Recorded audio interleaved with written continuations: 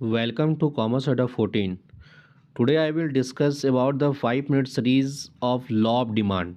Okay? तो 5 minute के series में हम लोग आज लॉ ऑफ डिमांड के टॉपिक को देखेंगे कि जो कि एग्जामिनेशन पॉइंट ऑफ व्यू से ये हमारा एक इम्पॉर्टेंट पॉइंट है। लॉ ऑफ डिमांड क्या होता है, ठीक है। तो सबसे पहले हम बात कर रहे हैं यहाँ पर कि डिमांड क्या होता है, ठीक है ना। तो जैसा कि आपको पता है कि डिमांड जो होता है हमारा ना, वो सबसे पहले क्या होता है कि ह्यूमन बीइंग के माइंड में एक डिज़ायर होता है, ठीक है ना। सबसे पहले डिज़ायर होता है, ध्यान रखना आपको कि अगर ह्यूमन बीइंग है तो उनके माइंड में सबसे पहले हमारा क्या होगा, एक डिज़ायर आएगा। और डिज़ायर के बाद ही हमारा क्या होता है, वांट्स होता है, और देन हमारा क्या होता है, डिमांड होता है। तो एट फर्स्ट हम यहाँ पर देखते हैं कि डिज़ायर और वांट में क्या डिफरेंस होता है। तो देखिए, डिज़ायर का मतलब होता है कोई भी थिंकिंग अगर आप करते हैं, प्लान करते हैं अपने माइंड में, तो दैट्स कॉल्ड वो हमारा डिज़ायर होता है। और डिज़ायर के लिए कोई भी आपको अमाउंट पे नहीं करना पड़ता है या कोई रिसोर्सेज की ज़रूरत नहीं होती। डिज़ायर मतलब एक थिंकिंग कैपेसिटी है। बट अगर हम वांट्स की बात करते हैं तो वांट्स का मतलब होता है कि आपके पास में रिसोर्स होना चाहिए उस चीज़ को परचेज करने के लिए, ठीक है। एंड विलिंग टू पे, और आप उस चीज़ को अगर परचेज करना चाह रहे हैं तो आपका ये डिज़ायर होना चाहिए कि हम उसको पेमेंट कर सकते हैं।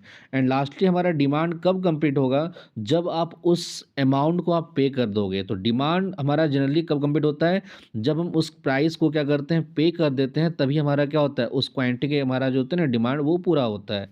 तो सबसे पहले ह्यूमन बीइंग के माइंड में हमारा क्या होता है, डिज़ायर होता है। ध्यान रखना है आपको, सबसे पहले क्या होता है, डिज़ायर होता है। देन वो वांट होता है, और वांट को जब हम परचेजिंग सेलिंग कर लेते हैं तब वो हमारा बन जाता है क्या चीज़, डिमांड हो जाता है। ओके नाउ, तो यहाँ पर हम देख रहे हैं क्या चीज़, लॉ ऑफ डिमांड क्या होता है। तो यू नो दैट कि demand is the quantity of good that consumers are willing and able to purchase at various prices during a given time. कि डिमांड का मतलब पहले समझना है क्या होता है, कि डिमांड किसी भी गुड्स का वो क्वांटिटी होता है जहाँ पर कंज्यूमर क्या करते हैं ना, willing and able to purchase, यानी कंज्यूमर का अपना ओन विलिंग होता है, अपना डिज़ायर होता है वो कि हम उसको पे करना है।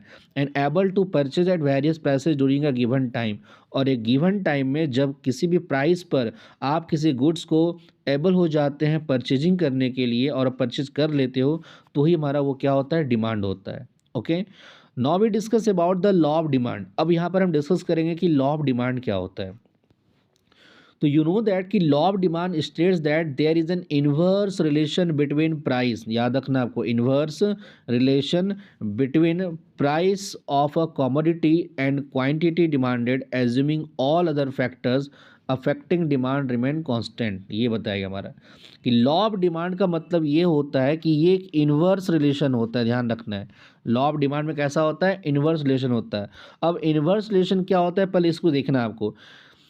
आपको ये जानना है कि लॉ ऑफ डिमांड में हमारा जो रिलेशन होता है वो प्राइस का क्वांटिटी के साथ होता है। ध्यान रखना है कि अगर हमारा प्राइस इंक्रीज होगा ना, तो क्वांटिटी क्या होगा, डिक्रीज होगा।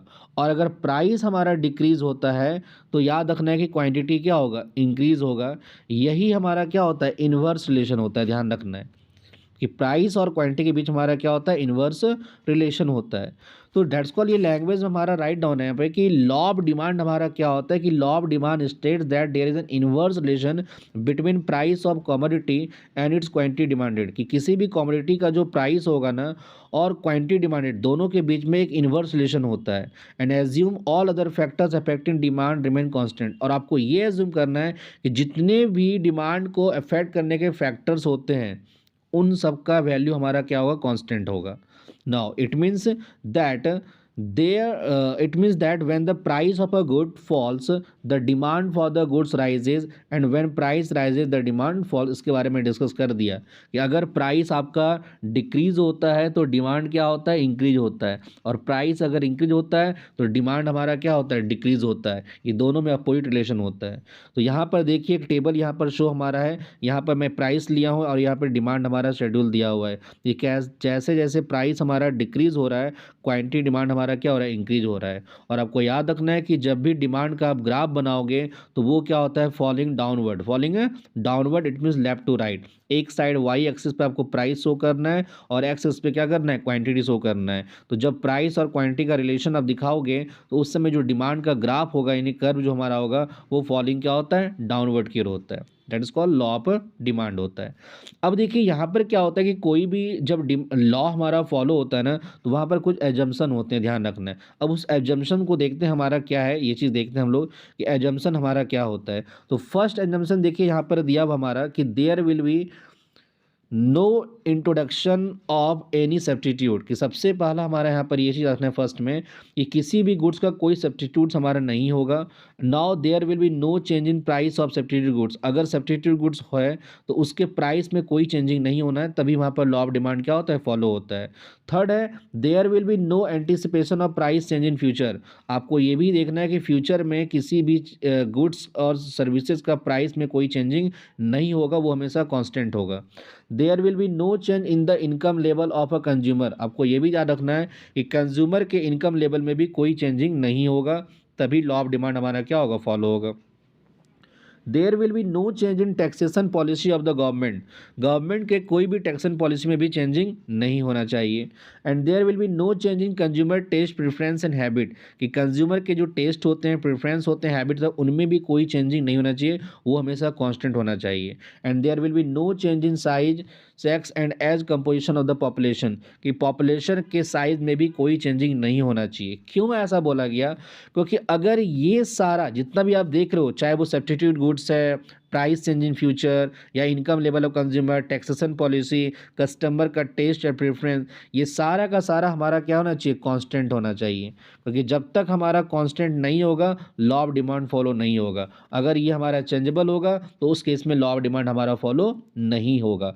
क्यों ऐसा होता है, क्योंकि आपको पता है कि अगर आपका इनकम इंक्रीज हो जाता है तो उस केस में आप लॉ ऑफ डिमांड फॉलो नहीं करोगे, क्योंकि उस केस में क्या होता है कि अगर किसी भी प्राइस का गुड्स का प्राइस अगर इंक्रीज होगा ना, तो आप लाइक उसी गुड्स को करोगे, क्योंकि आपके पास में इनकम है। आप कभी भी लॉ ऑफ डिमांड की ओर नहीं जाओगे कि प्राइस इंक्रीज डिक्रीज, मतलब उस केस में प्राइस इंक्रीज और डिक्रीज हो कोई इफेक्ट नहीं होता है। एक कस्टमर के पास में अगर इनकम आ गया, उनके टेस्ट में चेंज हो गया, सब्स्टिट्यूट गुड्स का प्राइस चेंज हो गया, तो एक्चुअली क्या होता है कि उस चीज़ को छोड़कर वो अगले गुड्स में ट्रांसफर हो जाएगा। दैट्स कॉल हमारा ये क्या चीज़ है, लॉ ऑफ डिमांड है। ओके, तो ये छोटा सा हमारा पॉइंट है लॉ ऑफ डिमांड, जिसको एग्जामिनेशन पॉइंट ऑफ व्यू से हमारा एक इंपॉर्टेंट पॉइंट है, जिसको आप देख लीजिएगा। And please like and subscribe this channel. Okay.